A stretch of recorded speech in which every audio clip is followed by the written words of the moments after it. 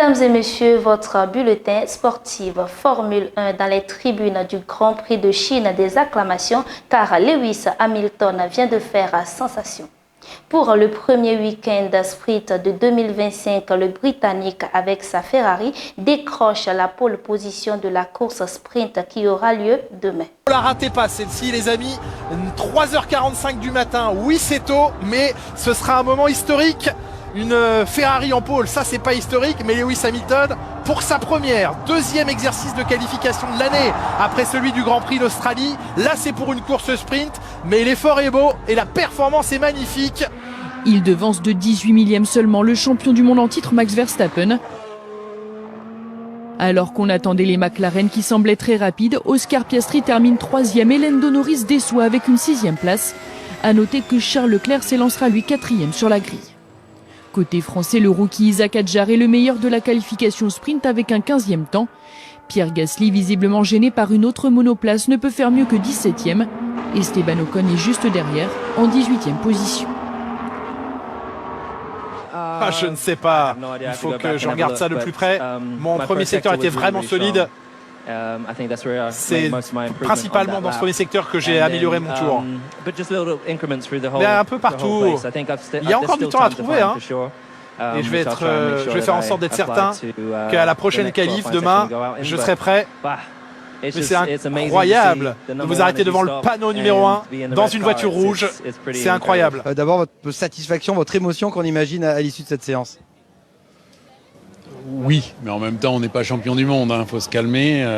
C'est bien de faire ça parce que je pense que ça remet une énergie positive pour l'équipe, pour les Lewis. C'est une bonne étape dans tout ça, mais c'est pas non plus qu'on a gagné 10 courses d'affilée. Donc il faut rester calme. Je pense que dans toutes les situations, qu'elles soient positives ou négatives, il faut essayer de comprendre ce qui se passe, de ne pas s'énerver. Et c'était vrai la semaine dernière et c'est vrai aujourd'hui. Le numéro 44 de Lewis Hamilton qui brille à Shanghai avec ce meilleur temps dans la qualification pour le sprint.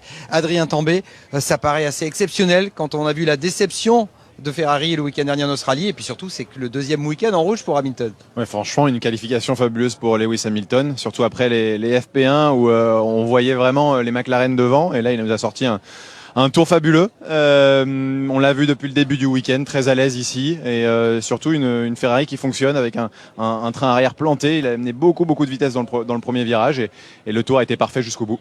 Et on va avoir une sorte de remake Hamilton-Verstappen en première ligne. Un sprint rapporte 8 points pour la victoire, rapporte aussi beaucoup d'enseignements pour la course de dimanche qui reste l'objectif principal.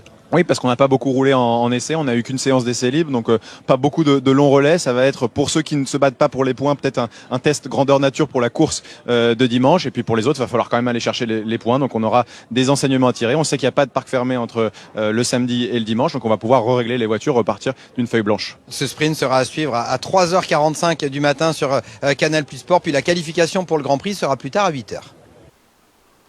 À présent, rallye au Kenya, Martine quasi parfait à Tanak. L'Estonien remporte les 3 des 4 spéciales du début de journée et creuse l'écart au général avec 24 et 47 secondes d'avance sur Toyota Devance et Roman Pereira.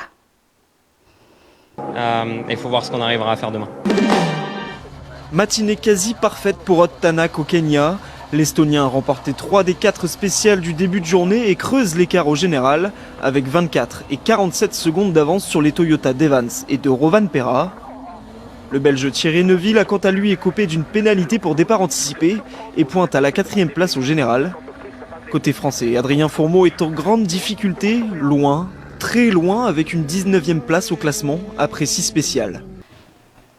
Football à présent, Kylian Mbappé, chambré par Luka Modric à l'image de la France dominée en Croatie, où les premières minutes permettent à Mike Meignier de s'illustrer, monsieur 50% de penalty arrêté en équipe de France. Le seul rayon de soleil pour la première période des hommes de Didier Deschamps.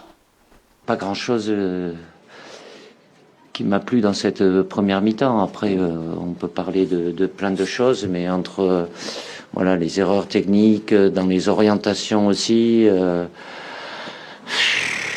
c'était très laborieux. Certains duels, on a eu peut-être quelques pertes de balles que normalement on est censé ne pas perdre. Mais voilà, ils ont fait aussi une bonne première mi-temps. Ils ont eu 2-3 situations, ils ont réussi à être efficaces. L'efficacité croate tient beaucoup au talent de Perisic, passeur pour Budimir, puis buteur sur le 2-0. Le retard est important, mais l'espoir subsiste. Ce dimanche, à Saint-Denis, la France devra combler le même écart qu'en 2013 face à l'Ukraine. C'est une belle image, mais on va tout faire pour... on a perdu cette première manche, on va tout faire pour gagner la deuxième et avec cet objectif-là. Il y a des lueurs d'espoir pour le match retour, mais on y croit en tout cas. Donc va falloir entamer le match très fort et enflammer le Stade de France pour qu'il nous pousse. Les coéquipiers du capitaine Mbappé pourront peut-être s'inspirer d'une seconde période bien meilleure que la première. Les Bleus ont frappé 11 fois au but au retour des vestiaires, contre un seul tir pour les Croates. Dans les autres quarts de finale aller de cette Ligue des Nations, les champions d'Europe espagnols arrachent le match nul de partout dans le temps additionnel face aux Pays-Bas. Dans l'autre partie de tableau, après avoir été menée, l'Allemagne l'emporte finalement 2-1 à Milan face à l'Italie. Enfin, le Danemark, à domicile, bat le Portugal 1-0. Direction le Brésil, Vinicius Junior, l'héros de la soirée pour la qualification de la Coupe du Monde 2026 sur une dernière action. Vinicius marque le 2-1 qui donne la victoire au Brésil face à la Colombie. Vinicius, héros du Brésil cette nuit face à la Colombie. C'est lui qui obtient ce pénalty transformé par Rafinha. Les Colombiens égalisent avant la pause grâce à Luis Diaz. Le joueur de Liverpool trompe son partenaire de club, Alisson Becker. C'est finalement sur la dernière action du match que Vinicius offre un précieux succès 2-1 au Brésil. Les Brésiliens repassent deuxième dans la zone âme sud pour les qualifications de la prochaine Coupe du Monde. Toujours dans l'éliminatoire de la Coupe du Monde Zone Afrique 2026, les éperviers du Togo vont affronter la Mauritanie demain 22 mars 2025 au stade de Kégué à 16h GMT. Nous souhaitons bonne chance aux éperviers. Ramenez-nous la victoire. Voilà, c'est tout pour ce flash sportif. Merci de nous avoir suivis.